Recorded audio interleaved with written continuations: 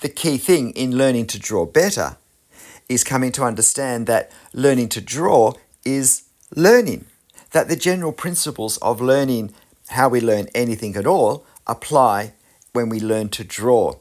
It's obvious when said, but it's somehow not so obvious when we just start to draw ourselves. So here are 12 ways we can improve our learning of most skills, but particularly applying these to drawing.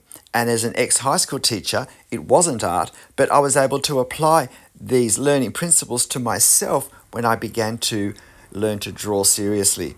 And these drawing clips are from a playlist from my channel of 10-minute real-time drawings, which are great subjects, great videos to use for daily drawing practice for doing this very first point. Because the first point is that in order to learn a skill, we need to have learning sessions that are regular. We need to set a time for our drawing lessons, because that's what they are, they're lessons. A time and place where we sit down for a given length of time, however we feel. Learning any skill, even one that we're learning voluntarily, because we want to learn it, will still at times require work and effort and pushing through periods where we have less enthusiasm. So a commitment to start to draw at regular times, regardless of our feelings, is a powerful habit for drawing improvement. The second way we can learn to draw better is to limit what we do. Work out the main thing we want to be able to draw and the main way we want to be able to draw it. It's not that at some future stage we can't extend what we draw and how we draw and the materials we use, but at the start we can't focus on everything at once, and it's easier to learn with this focus. It's a common mistake to let enthusiasm carry us away and to extend in all directions and to draw everything we see, animals, buildings, faces, landscapes, giant eyes, and using everything we can use to make a mark on the paper. Enthusiasm can be a great danger if we want to improve as steadily, as rapidly as we can. And it's also the way we draw, whether it's a realistic style or a more stylistic approach or out-and-out abstraction. It doesn't matter what we do. The main thing is to work out what we want to do and to focus on that at the start, to build our skills there in that place. We can't learn everything at once. This next point on learning to draw faster, better as a beginner, I could have attached to the previous point, but I thought it was so important it deserved its own emphasis, and that's at the very start. Whatever we're drawing, whatever subject, whatever materials, we need to focus on going deep in what we learn. We need to nail these very first drawings that we try and do. We need to really make sure that we're working on whatever fundamentals we need to work on. And if we learn to go deep and do something well, regardless of what it is, that's a skill that we take with us when we extend what we do, when we extend the subjects and the level of complexity and change materials. There are skills now that we've learned that we can take with us. The alternative is that we just go very shallow. We rush from one thing to the next at the earliest, fastest opportunity. And, well, to be blunt, we can often learn to do a lot of things quite poorly. And that's not a great foundation for building on. This next point, really important if we want to learn to draw well, faster, better. And that's whatever subject we're drawing, however we're drawing it, whatever materials we're using, we need to start at a simple level in all things and over time move towards a more complex one. We can't start at the end. Whatever our subject is, if it's, say, architecture, then I need to start with a house, not the Musée du Louvre. I need to start with simple views of my subject. So, looking at a house straight on rather than from an angle. I need to start on a smaller size, not doing large drawings, because it's easier to see what I'm doing and to work on it if it's smaller. I need to have shorter lessons, not longer ones, not really lengthy drawings, because stamina is something I build, the ability to concentrate well over a longer period of time takes time, effort, and practice to build up. This next point may sound a bit theoretical, but don't let that deceive you into how incredibly practical and useful it is, how directly it works to improve our drawing sessions, enabling us to learn to draw faster and better. And that's started developing an understanding of what the drawing process is, the way you understand it. Now, you may use, adapt, copy even other people's understandings as you become aware of them, but work out for you what makes sense when you draw. What are you trying to do? For me, in basic terms, I think of it as translation work. I'm seeing something in a visual language, either in front of me or captured visually by a camera in a photo, and I have to translate that into ink marks on a paper, the sort of ink marks I can make with a fine liner pen. That's my challenge, is to translate from one language to another, and sometimes that's relatively straightforward, but other times it's impossible to capture the complexity, the detail of life exactly. And so I need to approximate it.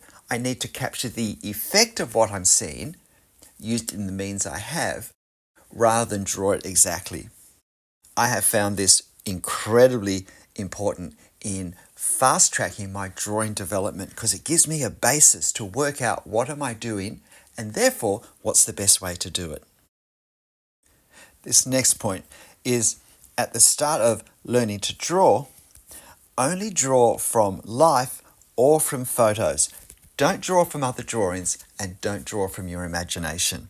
And the reason is it's easier to draw from what we can see in front of us. And it's easier to work out afterwards how well we've managed it. We need to make things easy at the very start because, well, we don't know anything. It's going to be easier to learn and consolidate skills the less we have to do at the same time. The problem with copying other drawings is that we actually don't learn to draw. We learn to copy. And that's much easier than learning to create our own drawings. And it's not even a good introduction into drawing ourselves because they're different skills. It's like a street going into a different direction to the one we want to go in. And the problem with drawing from imagination is that it's simply very hard. And we have nothing to compare it with to see how we've done and what we've learned or still need to learn. This next point, really important. You have to mark your work. You're not just the student learning to draw, but you're the teacher teaching yourself to draw.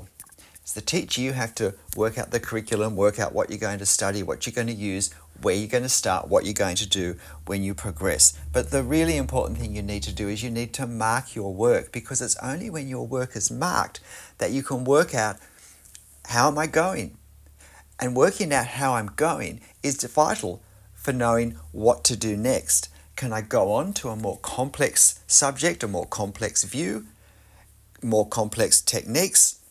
Or should I stay at this level? Or in fact, have I not achieved this level? And does that indicate that I should go back and actually consolidate earlier skills I've done, earlier things I've learned? Just repeat things I've done, but perhaps not as well as I should have before I moved on to this level.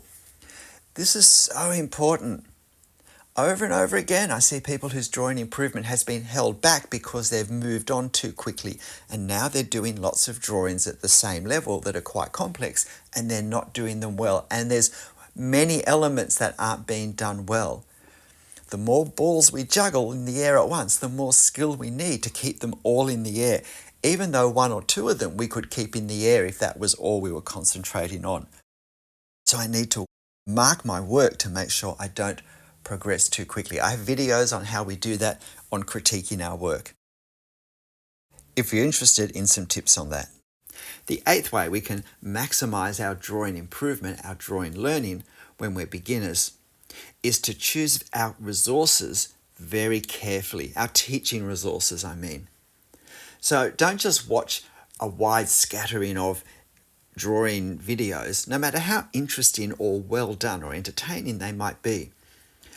Choose a few channels that come from a similar direction and go to a similar place, preferably where the artist creating the videos draw in the sort of way that you're wanting to draw yourself, because their teaching is more likely to be focused in taking your drawing development to the place that you want it to go.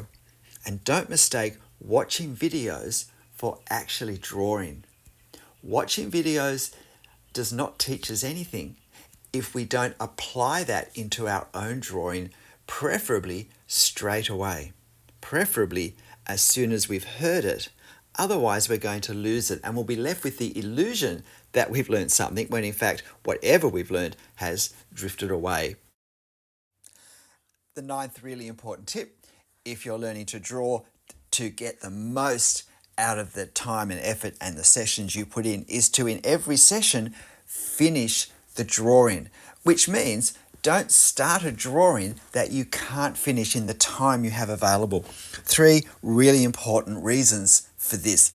I can't understate the importance of this. The first is that when we draw, there is a natural rhythm that builds up in the course of a session.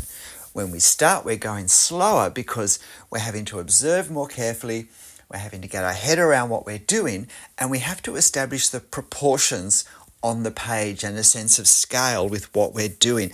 That all takes time, but as we do that, we don't have to redo that. In fact, we start to have the memory we've built up of the proportions and whatnot. And the more things that end up on our paper, the easier it is to reference things that we're about to draw based on our reference. So the pace picks up, it becomes faster. The sorts of marks we make usually change a little bit. They become a little more gestural, and these are all really important parts of learning to draw, to come to understand the natural rhythm of the drawing process. Secondly, there are second half of the drawing skills that we don't learn, that we can't learn in the first half. So we need to make sure we learn all our skills to the same level. So we need to push through to the end and really hone all those skills of pulling a drawing together. And thirdly, we can't critique a drawing that's not finished. We can't assess how well we've done and mark how we've done if we haven't finished the drawing. So really important, don't attempt in a session what you can't finish in the time you have available. 10th point, don't overuse the eraser. In fact, even if you're drawing with pencil, try not to use the eraser at all, except perhaps at the very end when it's very clear marks that may be unhelpful. But generally, we get far too hung up when we learn to draw about making mistakes. And part of this is the misunderstanding that we're creating artworks rather than doing learning exercises, practice sessions to learn a skill. We're going to make mistakes. If we learn the piano, we expect to hit wrong keys. If we learn to sing, we expect to hit wrong notes. If we learn to play football, we learn to air kick sometimes. So it's important that we develop a healthy attitude towards making mistakes. Marks that aren't quite where we'd like them to be. Lines that don't quite do what we want them to do, because they're part of the learning process. And what we also learn is that in most cases, they're not nearly as important at the end as we fear they will be when we make them. So we need to fight against any developing perfectionism, and we need to learn that mistakes really are our friends, because they point us in the direction we need to perhaps put more effort, more time, more attention, where we need to hone our skills, or at least give ourselves more opportunity to improve in. The 11th point, touched on when we talked about the need to mark our work, but that is to understand that if I'm teaching myself to draw, if I don't have a course with a teacher, then I really need to do all the roles of a teacher, not just marking my work. I need to think of the things a good teacher does. They plan what's happening. They plan a good schedule. They organize what we do so that we start simply and we build and build and build and get a solid foundation. At times we'll need encouragement to keep going, particularly when we've made a lot of mistakes or really struggle to understand something new. A good teacher will adjust the tempo, the pace, the rhythm of what we do for our maximum benefit. A good teacher will know that sometimes we do need to focus longer on some things, or simply that some skill areas are so important, we need to spend more work on those. And we really need to finesse them at an earlier stage if we're to hold off having bigger, perhaps more discouraging problems later. So I need to be my own good teacher. And a helpful thing, I think, is to think of our favourite teachers when we were at school. What made them such a good teacher? My teacher isn't the person on the video, because I still have to choose whether that's a useful video or not, whether it suits my purposes, whether it works in with what I'm trying to do and the level I'm at. And the person making the video has no idea. And if you've got to this 12th and final point, please hit the like button if you haven't already done so. And why not subscribe to my channel? Let me point out that except for this point, every point so far has at least one, if not a number of videos devoted to just that one point. So check out my playlist if you're new to the channel and see what you can find that might be helpful for you. But the final point is have fun. Remember to have fun. Makes a huge difference. I finish my videos with this, not just because it's a nice way to sign off, but because it's so fundamentally true. I don't have to learn to draw. And yet if I want to, if there's something in me that knows this is something wanting to get out of me, then I really need to look after myself in the way I approach it and the way I think about it, so that it always remains basically a joyful experience for me. Not always successful, but still something that I'm able to enjoy in some way as I explore the creative within me. G'day, I'm Stephen Travers. Hope these 12 points have been helpful. And well, you know what I'm going to say. However you're learning to draw, whichever of these points ring true or not, make sure you have fun. I'll see you next video. Bye.